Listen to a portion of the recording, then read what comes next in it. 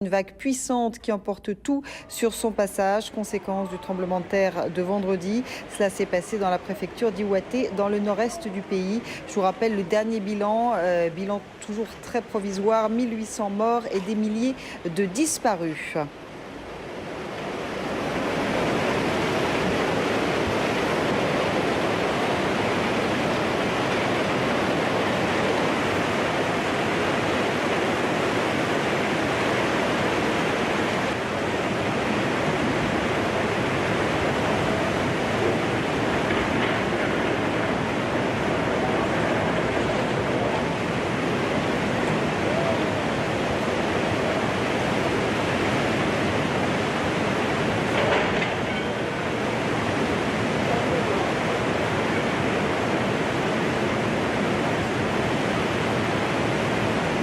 Vague, autre image aérienne de l'arrivée dans cette cuvette de la vague qui forcément a buté sur les montagnes, parce qu'il ne faut pas oublier que le Japon, c'est avant tout une montagne, le Japon. Autrement dit, lorsque le tsunami, lorsque la vague est arrivée générée par la puissance du séisme, eh bien elle s'est abattue sur les côtes et elle est arrivée à buter dans les différentes anses de la côte et à refluer, emmenant tout, absolument tout sur son passage. Oui, le bilan des victimes, on va le rappeler, l'évoquer une nouvelle fois, plus de 10 000 morts évoqués, parce qu'il y a 10 000 disparus. Effectivement, vous voyez sur cette carte la mer qui est entrée à plusieurs kilomètres dans les terres. Mais ce qui nous inquiète également aujourd'hui, c'est le risque nucléaire, parce qu'il y a plusieurs points noirs. D'abord, la centrale de Fukushima, où les autorités chinoises essaient d'éviter effectivement la fusion du cœur de 3 réacteurs nucléaires de cette centrale. Il y a la radioactivité qui se dégage de cette centrale, puisque à Onagawa, c'est à une 50aine de kilomètres de là, on a enregistré un taux de radioactivité supérieur au seuil autorisé, et cette radioactivité viendrait de Fukushima. Et puis un autre problème est apparu tout à l'heure, on l'a appris il y a 1 heure, dans la centrale de Tokai, c'est à 120 km au nord de Tokyo. Une pompe du système de refroidissement du réacteur numéro 2 a cessé de fonctionner. Chez nous, en France, évidemment, on se pose énormément de questions. Philippe, vous venez de récupérer également des images satellites avant et après le passage du tsunami. J'allais dire que les images parlent d'elles-mêmes. Voilà, elles sont tout aussi incroyables que les images terrestres que l'on a pu voir, images satellites prises avant le tsunami. Et puis l'arrivée de la vague qui évidemment provoque un changement radical du paysage, avec l'eau qui arrive quasiment partout. D'autres vues à quelques kilomètres de là, donc pas loin de Sendai, avec ses zones agricoles ou urbaines avec une très forte concentration de population. Et puis ensuite, très rapidement, c'est l'eau qui arrive quasiment partout. Des voies d'aéroport, des voies de circulation, et les taux de l'eau qui arrive totalement et qui submerge toute la situation. 2 autres images très rapidement pour s'apercevoir donc très rapidement de l'arrivée majeure de l'eau qui a totalement donc investi la terre jusqu'à 5 km de là. Oui, au vu des images que vous venez de nous montrer, Philippe, eh bien, on imagine bien effectivement l'étendue des dégâts. Je propose, mesdames, de regarder ces images qui nous ont tous stupéfiés et que l'on voit depuis 48 heures et qui montrent quelque chose qui semble dépasser toutes les capacités humaines.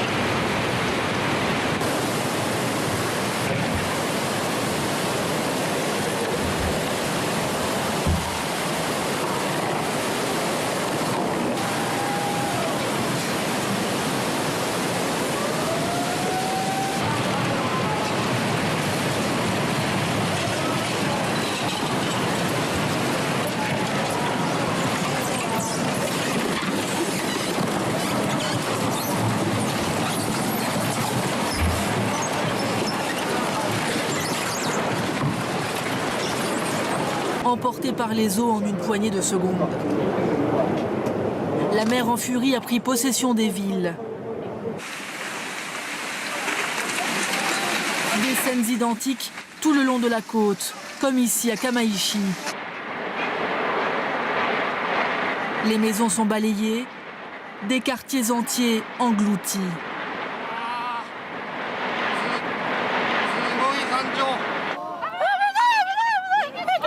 Ceux qui ont réussi à rejoindre une colline pour se protéger sont saisis d'effroi. Combien ont été pris au piège chez eux ou dans leur voiture? Il est toujours impossible de le savoir. 2 jours après la catastrophe, les Japonais découvrent avec stupeur ce qui ressemble à des scènes de guerre.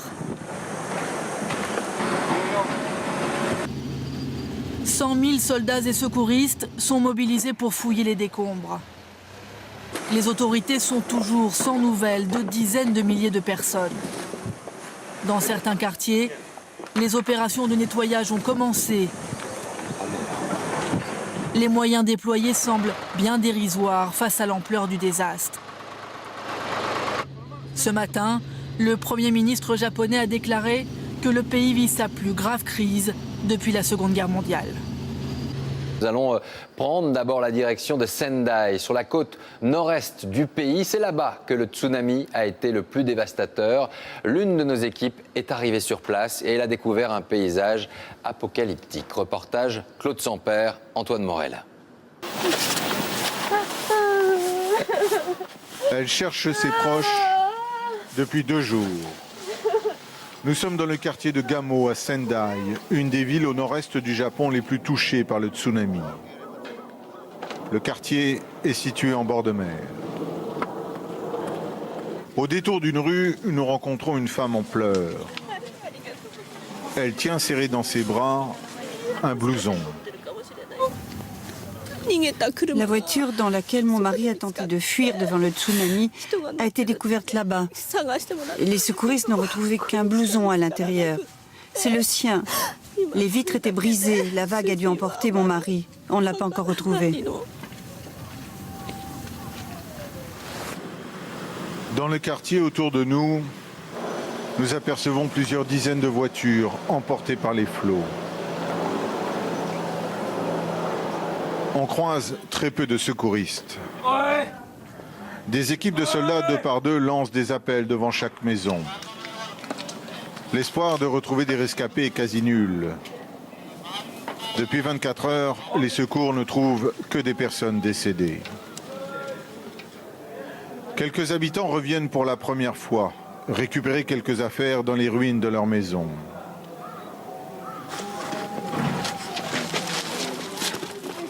Madame Saki, elle, n'a pas réussi à sauver grand-chose. Elle a 81 ans et sa maison a été complètement ravagée. Toutes les habitations ici ont été très abîmées. Vous savez, ça a tellement tremblé. J'ai cru que j'allais être ensevelie chez moi. L'eau s'est retirée, mais la boue est partout. Madame Saki nous invite chez elle. Venez voir.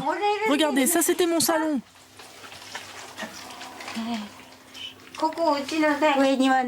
L'eau est arrivée très vite et elle est montée très vite, à 2 mètres environ. Difficile de se frayer un chemin dans les rues. Pour l'heure, il est impossible de donner un bilan précis du nombre de morts dans le quartier Gamo. En progressant vers le bord de mer, on découvre une école primaire. Ici, il y avait une centaine d'enfants dans les classes quand l'eau est arrivée. Par miracle, ils ont tous survécu en se réfugiant sur le toit. Dans les salles de cours, il y a maintenant des voitures. Quelques mètres plus loin, on aperçoit une maison encastrée dans l'école. Au bout du quartier de Gamo, on arrive enfin au bord de mer. Le tsunami est arrivé à une vitesse fulgurante par ici. On aperçoit que quelques rares maisons qui ont résisté à la violence des flots, tout le reste a été emporté. L'autre source de préoccupation ce soir, c'est toujours le risque de catastrophe nucléaire, une inquiétude qui est née avec cette image de l'explosion hier de l'un des sites de Fukushima. D'autres sites sont ce soir toujours en état d'alerte avec des conséquences incertaines. Premier point avec cette menace, avec Bernard Lebrun. Ces militaires japonais ont revêtu la tenue de protection NBC, nucléaire, bactériologique et chimique. Pas sûr que cela rassure la population civile qui, elle, n'est pas équipée. Ces images ont été filmées à la sortie du périmètre de sécurité de la centrale numéro 1 de Fukushima. Ici, les taux de radioactivité sont contrôlés et les pilules d'iode sont distribuées. Si les gens pensent avoir été irradiés, le meilleur conseil qu'on leur donne, c'est de se doucher longuement et de détruire leurs vêtements. Bien sûr, il y a un risque de contamination, mais je crois qu'il demeure relativement faible. Le Japon est désormais en pleine crise nucléaire. Les principaux incidents se déroulent à la centrale numéro 1 de Fukushima. Mais les centrales d'Onagawa au nord et de Tokai au sud ont aussi connu des incidents mineurs dans la journée. Depuis l'explosion hier matin du bâtiment qui abrite le réacteur numéro 1, une nouvelle alerte a été lancée concernant le réacteur numéro 3. Cette information a été annoncée aujourd'hui à Tokyo par le porte-parole du gouvernement, cet homme en uniforme de la protection civile.